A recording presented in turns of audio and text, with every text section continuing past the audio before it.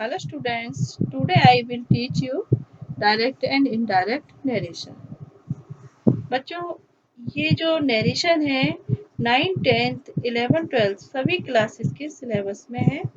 9th 10th में ये reporting के नाम से जाना जाता है और 11th 12th में इसे डायरेक्ट एंड इनडायरेक्ट नरेशन बोलते हैं। तो सबसे पहले हमें ये जानना होगा कि नरेशन क्या है। नरेशन क्या है? Narration is a topic that deals with the study of expressing the idea of a speaker. Narration जो है एक ऐसा विषय है जो स्पीकर के अभिव्यक्ति विचारों का अध्ययन करता है। जो स्पीकर के जो विचार होते हैं, आइडियाज होते हैं, उनको एक्सप्रेस करता है। तो ये नरेशन होता है। नरेशन में क्या होता है? एक स्टेटमेंट होता है, ठीक। और स्टेटमेंट में क्या होती है कि स्पीच होती है। तो इसे इसलिए हम स्पीच भी कहते हैं, जैसे नरेशन भी बोलते हैं। अब जो है narration can be studied in 2 parts. Narration को 2 पार्ट्स में हम स्टडी करते हैं। पहला क्या होता है? डायरेक्ट स्पीच और दूसरा होता है इनडायरेक्ट स्पीच। अब डायरेक्ट स्पीच क्या है और इनडायरेक्ट स्पीच का क्या है, तो इसके बारे में हम पता करते हैं। देखिए, डायरेक्ट स्पीच जो है, जब वक्ता के कथन को, इस स्पीकर के स्टेटमेंट को उसी के शब्दों में ज्यों का त्यों प्रयोग किया जाता है, तो वो डायरेक्ट स्पीच होता है। डायरेक्ट स्पीच की एक और पहचान है, ये जो शब्द होते हैं, जो कहे हुए शब्द होते हैं, वो कोटेड वर्ड होते हैं, इन्वर्टेड कोमा में रखे जाते हैं। और इसमें जो है फर्स्ट और सेकंड की बात होती है, फर्स्ट और सेकंड पर्सन की बात होती है, सीधे आमने सामने बात करता है, तो वो डायरेक्ट स्पीच होती है। एग्जाम्पल है, he said I am hungry. उसने कहा मैं भूखा हूँ। तो आमने सामने बात चल रही है। तो दूसरा है इनडायरेक्ट स्पीच। इनडायरेक्ट स्पीच क्या है कि जब वक्ता के मीन्स स्पीकर के कथन को उसी के शब्दों में प्रयोग न करके उसके भाव को अपने शब्दों में व्यक्त किया जाता है, उसे इनडायरेक्ट स्पीच कहते हैं। ऐसे भी हम कह सकते हैं कि फर्स्ट और सेकंड पर्सन की बात जब कोई थर्ड पर्सन करता है, मीन्स एक दूसरे की बात, दो व्यक्ति हैं और दो व्यक्तियों की बात अगर वो तीसरा व्यक्ति कहता है किसी अन्य पर्सन से, तो उसके भाव में अंतर आ जाता है, इसके शब्दों में अंतर आ जाता है और भाव वही रहता है। जैसे he said that he was hungry, मैंने इसी का एग्जाम्पल लिया था। तो देखिए, उसने कहा कि वह भूखा था। तो क्लियर हो रहा होगा कि डायरेक्ट स्पीच क्या है और इनडायरेक्ट स्पीच क्या है। अब चलिए, अब हम देखते हैं कि rules for change direct and indirect speech. तो सबसे पहले हम ये देखेंगे कि डायरेक्ट स्पीच किस तरह की होती है और इसको किन भागों में हम विभाजित करते हैं और हम किस तरह से इसको पहचानेंगे। तो direct speech is divided into 2 parts. जो डायरेक्ट स्पीच जो है 2 पार्ट्स में डिवाइड कर सकते हैं और ये इसके 2, इसे हम कैसे क्लाउज भी होते हैं। जैसे एक पार्ट को हम कहेंगे रिपोर्टिंग वर्ब और सेकंड पार्ट को कहते हैं रिपोर्टेड स्पीच। अब रिपोर्टिंग वर्ब कौन सी होती है? जो इन्वर्टेड कॉमा से बाहर का जो भाग होता है वो रिपोर्टिंग वर्ब होती है और जो इन्वर्टेड कॉमा के अंदर का भाग होता है उसे कहते हैं रिपोर्टेड स्पीच। शॉर्ट में इसे RS बोल देते हैं और इस वाले पार्ट को, रिपोर्टिंग वर्ब वाले पार्ट को हम कह देते हैं RB। क्योंकि मैं आगे भी रूल्स बताऊंगी तो ये इंटीग्रेट करेंगे RB और RS से, ठीक है। अब जो हम डायरेक्ट से इनडायरेक्ट को चेंज करेंगे तो हमें ये जो 5 रूल्स हैं उसको हमें फॉलो करना होगा। ठीक, अब ये जो 4 रूल्स हैं 1 2 3 4, 4 तक तो हमें कंपलसरी है कि प्रत्येक में होते हैं, लेकिन 5th रूल्स जरूरी नहीं है हर किसी वाक्य में हो। तो 4 को तो हमें लर्न करना होगा और 5 को भी हमें करना है, क्योंकि अगर टेंस में हुआ तो हमें करना होता है। कौन कौन से हैं? Change of reporting verb, change of conjunction, change of personal pronoun, change of verb of reported speech, या हम टेंस का बोल सकते हैं, क्योंकि वर्ब बदलती है तो टेंस बदलता है। ठीक, और other changes.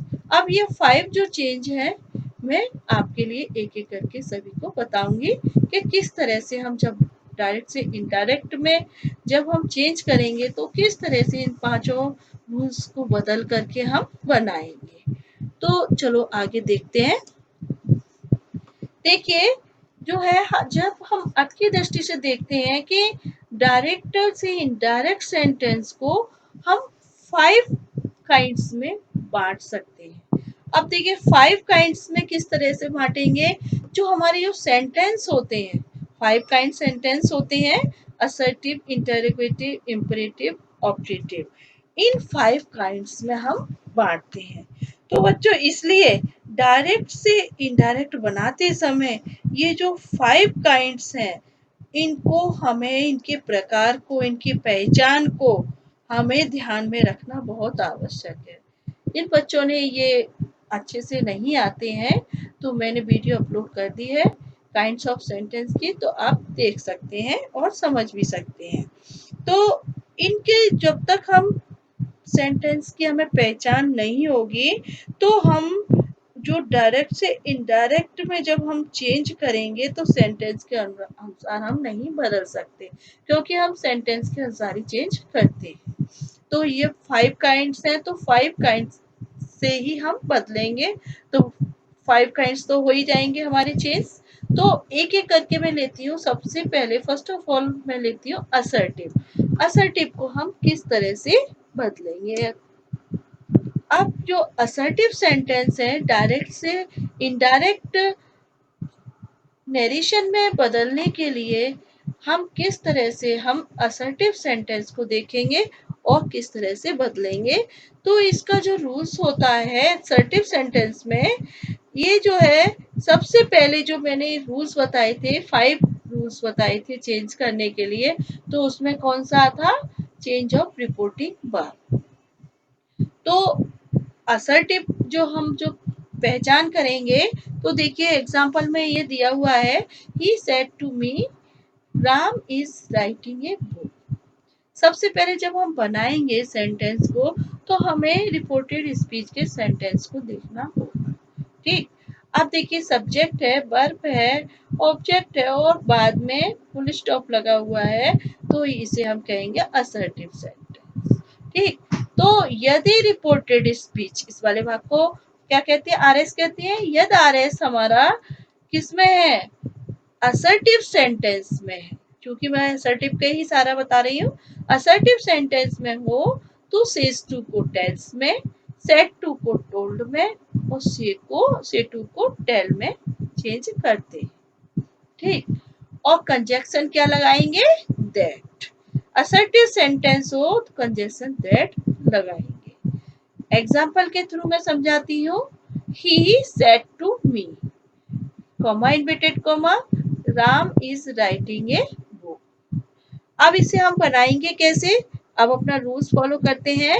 He told me, said to को हमने किस में बदला? टोल्ड में। That Ram was writing a, clear हो रहा होगा, हमने दैट लगाया है कंजक्शन। ठीक, कंजक्शन का मतलब होता है वाक्य को जोड़ना। जब कंजक्शन लगाएंगे तो जो इन्वर्टेड कॉमा है वो हट जाएगा और वाक्य हमारा एक हो जाएगा। एक बात और ध्यान रखनी है, दैट के बाद जो आता है जो शब्द, अब इसमें तो टू क्लाउज अलग अलग थे, लेकिन जब हम इनडायरेक्ट में बदलेंगे तो हमारा एक ही हो जाए, कनेक्शन हो जाता है, तो इसको हम स्मॉल लेटर में प्रयोग करेंगे। ठीक, तो क्लियर हो रहा होगा कंजक्शन हमने कैसे लगाया कि इसका जो है इन्वर्टेड कॉमा को हटा दिया, हमने दैट लगा दिया। ठीक, नेक्स्ट हम एग्जांपल और देखते हैं। Ram says comma inverted comma Hari has gone to Agra. अब इसको हम कैसे बनाएंगे, क्योंकि इसमें सेज टू नहीं है। ठीक, जब सेज टू नहीं है तो इसका मतलब ऑब्जेक्ट नहीं है। जब इसमें ऑब्जेक्ट नहीं होता है असर्टिव वाले में, तो हम जो जैसा होता है रिपोर्टिंग वर्ब हम ऐसे ही लिख देते हैं। सेज होता है तो सेज, सैड होता है तो सैड, ऐसे ही हम उतार देते हैं। जैसे Ram says that Hari has gone to Agra. तो क्लियर हो रहा होगा कि रिपोर्टिंग वर्ब को हमने कैसे बदला है और कंजक्शन को कैसे बदला है जब सेंटेंस असर्टिव में हो। अब तीसरा चेंज हमारा आता है चेंज ऑफ पर्सनल प्रोनाउन, क्योंकि अभी पूरी तरह से इनडायरेक्ट में चेंज नहीं हुआ है। अभी हमारा तीसरा चेंज चल रहा है। तीसरा चेंज है पर्सनल प्रोनाउन। तो पर्सनल प्रोनाउन बच्चों आप सेकंड क्लास से पार्ट्स ऑफ स्पीच में पढ़ते आए होंगे कि प्रोनाउंस का एक काइंड्स होता है पर्सनल प्रोनाउन। ये जो पर्सनल प्रोनाउन होती है ये 3 पर्सन्स में डिवाइडेड होती है, फर्स्ट पर्सन, सेकंड पर्सन और थर्ड पर्सन। ये जो चार्ट बना हुआ है मैंने ये समझने के लिए लिख दिया है। जैसे फर्स्ट पर्सन में क्या आता है, आई और वी, सेकंड पर्सन में यू और थर्ड पर्सन में ही, सी, इट और दे।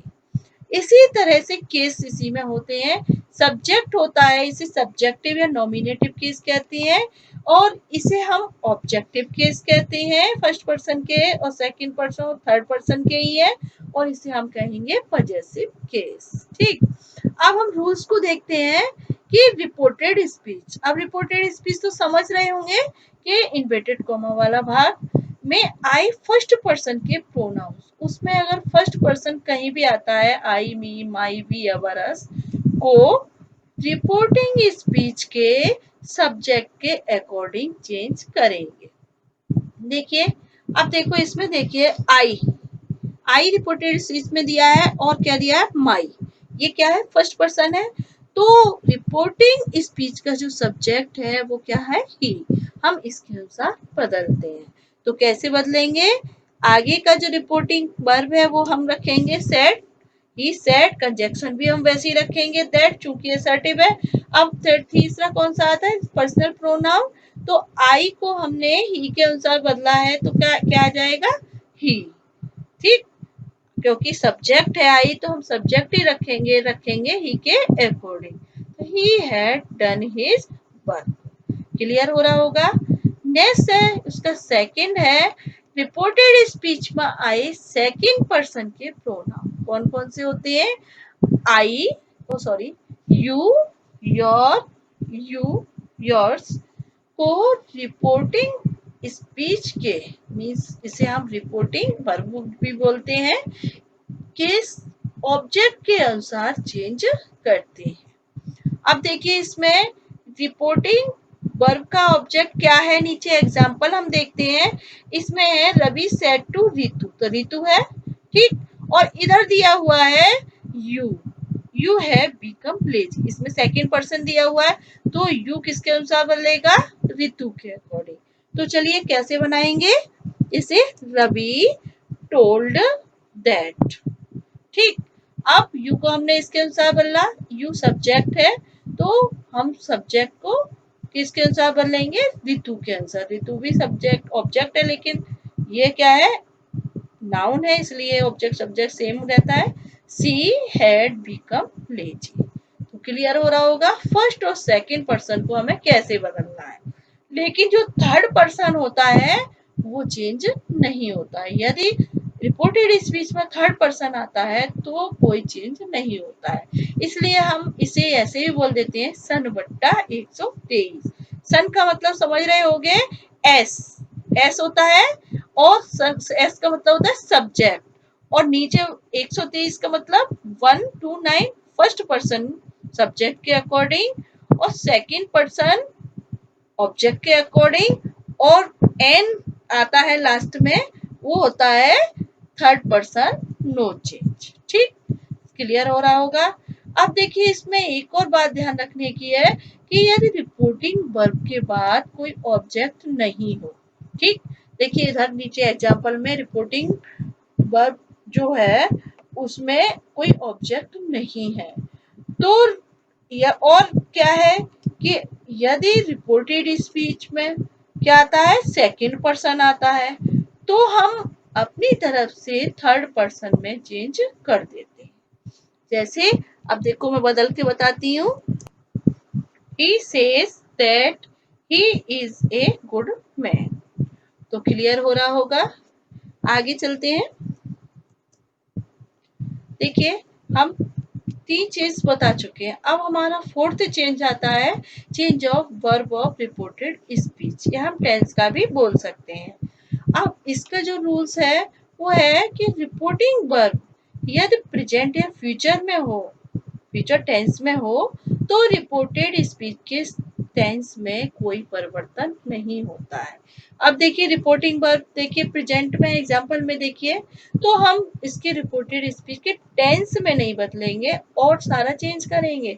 जो हम पहले बता चुके हैं कि रिपोर्टिंग वर्ब, कंजक्शन और पर्सनल प्रोनाउन वो सभी बदलेंगे, बट टेंस नहीं बदलेंगे यदि ये प्रेजेंट में या फ्यूचर में है। क्या? Reporting verb. देखिए एग्जांपल के थ्रू देखते हैं। He says comma inverted comma I am going. ठीक, अब कैसे बनेगा?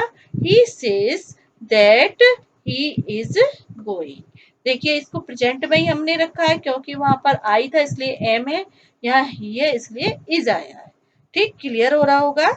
नेक्स्ट है इसी का रूल्स है, यदि रिपोर्टेड स्पीच समझ रहे होगे, यूनिवर्सल ट्रुथ में हो या हैबिचुअल फैक्ट हो या प्रोवर्ब हो इसमें, तो टेंस में तब भी परिवर्तन नहीं करेंगे, चाहे वो पास्ट में ही क्यों ना हो। रिपोर्टिंग वर्ब पास्ट में ही क्यों ना हो, यदि उसमें यूनिवर्सल ट्रूथ है, हैबिचुअल फैक्ट है, तो हम नहीं बदलेंगे।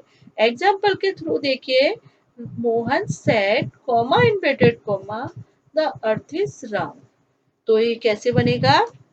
Mohan said that the earth is round. तो क्लियर है। अब देखिए नेक्स्ट है इसमें कि ये दोनों जो शर्तें होती हैं, क्या कि प्रेजेंट और फ्यूचर में हो तो टेंस नहीं बदलते हैं। ठीक, और यदि पास्ट में हो लेकिन यूनिवर्सल ट्रूथ रिपोर्टेड स्पीच में हो तब नहीं बदलते हैं। इन दोनों शर्तों के अलावा यदि रिपोर्टिंग पर पास्ट टेंस में हो तो रिपोर्टेड स्पीच के टेंस में हमने निम्नलिखित परिवर्तन करेंगे। अच्छा, अब वो परिवर्तन क्या है तो वो हम देखते हैं। वो है प्रेजेंट इंडेफिनिट को पास्ट इंडेफिनिट में, प्रेजेंट कंटिन्यूअस को पास्ट कंटिन्यूअस में, प्रेजेंट परफेक्ट को पास्ट परफेक्ट में, प्रेजेंट परफेक्ट कंटिन्यूअस को हम पास्ट परफेक्ट कंटिन्यूअस में बदलेंगे, पास्ट इंडेफिनिट को पास्ट परफेक्ट में, पास्ट कंटिन्यूअस को पास्ट परफेक्ट कंटिन्यूअस में। पास्ट परफेक्ट तथा पास्ट परफेक्ट को हम टेंस को हम नहीं बदलते हैं, जैसा है वैसे ही रहने देते हैं। तो हम कह सकते हैं कि प्रेजेंट को पास्ट में और पास्ट को परफेक्ट में चेंज करेंगे। ठीक, ऐसे भी हम लर्न कर सकते हैं। आप देखिए बिल को बुड में, सेल को शुड में, कैन को कुड में और मे को माइट में बदलती हैं और इज आर एम को बाजवर में बदल देते हैं। तो क्लियर हो रहा होगा कि किस तरह से फोर्थ चेंज तक मैंने आपको बता दिया है कि किस तरह से चेंज करना है। अब आता है फिफ्थ चेंज। जो अदर चेंज में था, फिफ्थ चेंज है वो है नाउ और जस्ट को देन में, दिस को दैट में, दिस को दोस में, दैट डे को टूडे को दैट डे में, हेंस को देंस में, last night the previous night, next week the following week, 10 को सो में, एगो को बिफोर में, टू नाइट को दैट नाइट में और टुमारो को द नेक्स्ट डे में, यस्टरडे को द प्रीवियस डे में। इसमें मैंने जो मेन है वो मैंने आपको यहाँ पर बताए हैं। तो आप ये अपनी बुक में सभी रूल्स को नोट करेंगे। ठीक, और मैं एक पूरा टोटल जो है एक एग्जाम्पल को लेती हूँ, जब टोटल रूल्स जब हो जाते हैं तो हम किस तरह से बनाएंगे, वो मैं केवल 2 एग्जाम्पल के थ्रू बताती हूँ।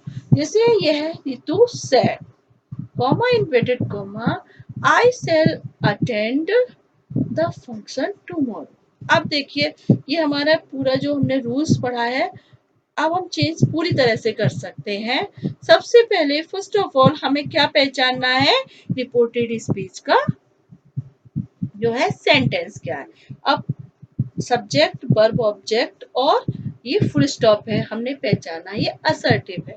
तो हम क्या करेंगे, सैड को किस में बदल देंगे, सैड में, क्योंकि उसमें टू नहीं है। तो रितु सैड, कंजक्शन क्या आएगा, दैट। अब फर्स्ट पर्सन है ये, फर्स्ट पर्सन को हम किसके अनुसार बदलेंगे, सब्जेक्ट के अनुसार। तो ये क्या है, शी, रितु शी है तो हम शी लगाया। अब शी के अनुसार क्या आएगा, विल, तो विल को हमने किस में बदला, वुड अटेंड द फंक्शन। अब ये फिफ्थ चेंज भी है इसमें, टुमारो, टुमारो को हमने किस में बदला, द नेक्स्ट डे। तो क्लियर हो रहा होगा तो हमने किस तरह से ये डायरेक्ट से इनडायरेक्ट में चेंज किया है। अब मैं दूसरा लेती हूँ, Ajay said to me, comma inverted comma, you are a good boy. अब देखिए अजय सेड टू मी, अब ये भी असर्टिव है तो हम अजय क्या करेंगे, टोल्ड मी, ठीक। कंजक्शन क्या लगाएंगे, दैट। अब यू सेकंड पर्सन है तो हम किसके अनुसार बदलेंगे, ऑब्जेक्ट के अनुसार, मी के अनुसार, ठीक। तो ये यू क्या है, सब्जेक्ट है। अब देखिए कभी कभी क्या होता है कि यू जो होता है ऑब्जेक्टिव केस भी होता है, यू सब्जेक्टिव केस भी होता है। तो हम कैसे पहचानेंगे, जब वर्ब से पहले आया होगा तो वो सब्जेक्ट होता है, वर्ब के बाद आता है वो ऑब्जेक्ट होता है। तो क्लियर हो रहा है, ये वर्ब से पहले का है तो सब्जेक्ट ही होगा। तो हम यहाँ पे क्या रखेंगे, सब्जेक्ट, ठीक। तो हमने मी का सब्जेक्ट क्या होता है, आई। प्रेजेंट को पास्ट में, अब इजारम को भी बाज वर्ब में ऐसे भी हम बदल सकते हैं। तो आई बाज अ गुड, इस तरह से बच्चों आपको जो क्लियर मैंने जो बताया था, जो रूल्स बताए हैं डायरेक्ट एंड इनडायरेक्ट नरेशन के, तो मुझे उम्मीद है कि आपको ये कंसेप्ट क्लियर हुआ होगा, ठीक। तो ये सारा जो रूल्स है आप सभी अपनी कॉपी पर नोट करना और फिर से रिवाइज करना, बहुत अच्छे से आपको आ जाएंगे, ठीक। अब मैं इसकी पीडीएफ डालूंगी तो आप उसके जो है एक्सरसाइज करोगे, प्रैक्टिस करोगे तो और अच्छा हो जाएगा। अगली वीडियो में इंटरोगेटिव की बताऊंगी, और भी सेंटेंसेस 4 काइंड्स हैं, सबकी अलग अलग बताऊंगी। तब तक के लिए थैंक यू।